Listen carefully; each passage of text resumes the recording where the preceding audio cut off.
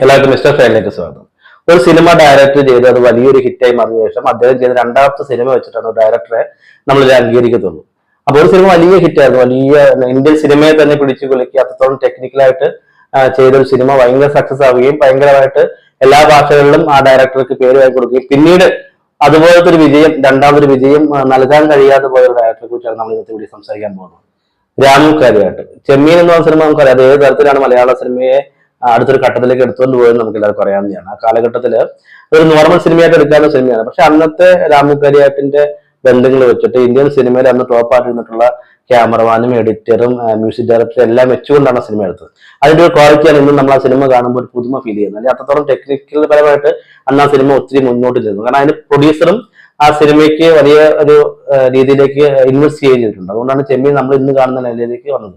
അപ്പൊ അതിന്റെ ഡയറക്ടർ രാമു കാര്യമായിട്ട് ഒരുപാട് കഷ്ടപ്പെട്ട് ഇന്ത്യയിലുള്ള അറിയപ്പെടുന്ന ടെക്നീഷ്യന്മാരെയൊക്കെ വെച്ചുകൊണ്ട് ആ സിനിമ മുന്നോട്ട് കൊണ്ടുപോവുകയും അങ്ങനെ ആ സിനിമ നല്ല രീതിയിൽ പ്രൊഡ്യൂസ് ഒക്കെ ചെയ്ത് നല്ല ഡയറക്ട് ഒക്കെ ചെയ്ത പടം പുറത്തിറങ്ങി. പിന്നീട് ആ സിനിമ ഒരു തേരോട്ടായിരുന്നു സിനിമയ്ക്ക്. ആ സിനിമ ലാഭം കൊണ്ടാണ് എറണാകുളത്ത് കവിതാ തിയേറ്റർ അതിന്റെ ഉടമസ്ഥൻ വാങ്ങിയുണ്ടായിരുന്നു. അപ്പൊ അത്രത്തോളം സക്സസ് ആയ സിനിമയായിരുന്നു ചെമ്മീൻ.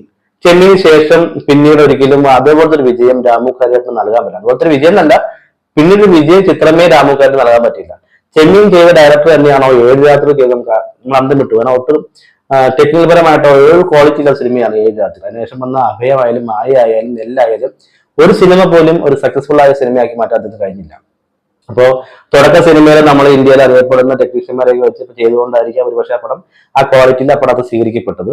അപ്പൊ അതുകൊണ്ട് തന്നെ അവസാനമായിട്ട് നെല്ലെന്നൊരു സിനിമ ചെയ്യാൻ നേരത്തും ഇതേപോലെയുള്ള ടെക്നീഷ്യന്മാരെയൊക്കെ വെച്ചുകൊണ്ട് ആ പുള്ളി ഒന്നോടെ ഒന്ന് ട്രൈ ചെയ്ത് നോക്കി. പക്ഷെ വേണ്ടത്ര രീതിയിൽ പടം ശ്രദ്ധിക്കപ്പെട്ടില്ല, ആ പടം പരാജയപ്പെട്ടു. ആ ടെക്നീഷ്യന്മാരെ കൊണ്ട് മാത്രം ആ പടം ഓടിയില്ലാന്ന് പുള്ളിക്ക് മനസ്സിലായി. കാരണം അതിന് നല്ലൊരു കഥാതന്ത്വം ഇല്ലായിരുന്നു. ആ പാട്ടുകളൊക്കെ നല്ലതാണെങ്കിൽ പോലും പടം വേണ്ടത്ര ശ്രദ്ധിക്കപ്പെട്ടില്ല. അപ്പൊ ചെമ്മീൻ പോലൊരു സിനിമ വലിയൊരു സക്സസ്ഫുൾ ആയിട്ടൊരു സിനിമയും ടെക്നിക്കൽ പരമായിട്ടും നമ്മുടെ മലയാള സിനിമ ആ കാലത്ത് ടോപ്പിൽ നിൽക്കുന്ന സിനിമ ചെയ്ത ഒരു ഡയറക്ടർക്ക് വീണ്ടും ഒരു സിനിമ, ഒരു സക്സസ് സിനിമ കൊടുക്കാൻ പറ്റാത്ത എന്തുകൊണ്ട് അവർ ചോദ്യത്തിന് എല്ലാവരും മനസ്സിൽ വന്നു. അപ്പൊ എല്ലാവർക്കും സംശയം, ഇപ്പൊ രാമുക്കായിട്ട് ഇത്രയും കഴിവുള്ള ഒരു മനുഷ്യൻ എന്തുകൊണ്ടാണ് അടുത്തൊരു സിനിമ സക്സസ് കൊടുക്കാണ്ടിരിക്കുന്നത് എന്നുള്ളത് ഒരു ചർച്ച വരുമ്പോഴാണ് നമ്മുടെ ഈ സിനിമയുടെ എഡിറ്ററായ ഋഷികേഷ് മുഖർജിയെ പറഞ്ഞു. ചെറിയൊരു ഡൗട്ട് ഉണ്ട്.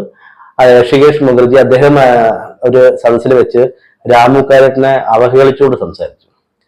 ഞാനില്ലെങ്കിൽ നീ രാമു കാര്യമായിട്ട് എന്ന് പറഞ്ഞ വ്യക്തി ഉണ്ടാവില്ല, നീ എന്താണ് ചെമ്മീൻ സിനിമ ചെയ്തു വെച്ചത് നമുക്ക് എല്ലാവർക്കും അറിയാം, എന്നെ കൊണ്ട് കൂടുതൽ പറയിപ്പിക്കാൻ നിൽക്കരുതെന്ന് പുള്ളി ഒരു പൊതുസ്ഥലത്തിൽ വെച്ച് പറയുകയും രാമു കാര്യമായിട്ട് കേട്ടിട്ട് മിണ്ടാതിരിക്കുന്ന ഒരു അവസ്ഥയാണ്.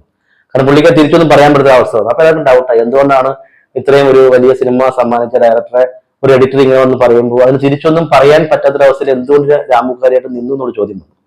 പിന്നീട് അന്വേഷിച്ചപ്പോൾ മനസ്സിലായത് സിനിമയുടെ പ്രൊഡക്ഷൻ സംഭവമായിട്ട് മുന്നോട്ട് പോയിക്കൊണ്ടിരിക്കുന്ന സമയത്ത് ഈ ഇടയ്ക്ക് വെച്ചൊരു പ്രതിസന്ധി ഒരു സിനിമ നിന്നുപോയതിനു ശേഷം പിന്നീട് ഈ എഡിറ്ററും മറ്റ് സാങ്കേതിക കലാകാരന്മാരെല്ലാം ചേർന്ന് ഒരുപാട് കഷ്ടപ്പെട്ട് അതിന്റെ പിന്നിൽ പ്രവർത്തിച്ച് അതിന്റെ അസിസ്റ്റന്റ് ഡയറക്ടേഴ്സ് എല്ലാം കൂടി ചേർന്നാണ് ഈ സിനിമ ഇന്ന് കാണുന്ന രീതിയിലേക്ക് റിലീസ് ചെയ്തത്. അപ്പൊ അത് ആ സമയത്ത് ഈ പറഞ്ഞ രാമുകാരന്റെ യാതൊരു ഇടപെടലില്ല. കാരണം സിനിമ നിന്ന് പോയപ്പോൾ അതിന് കാരണക്കാരൻ രാമുകാരായിട്ട് മാറുകയും പിന്നീട് ഇവരെല്ലാം കൂടി ചേർന്നാണ് സിനിമയെ ഒന്ന് പുറത്തിറക്കാൻ വേണ്ടി അഹോരാത്രം പ്രയത്നിച്ച് ആ പടം പുറത്തിറക്കിയത്.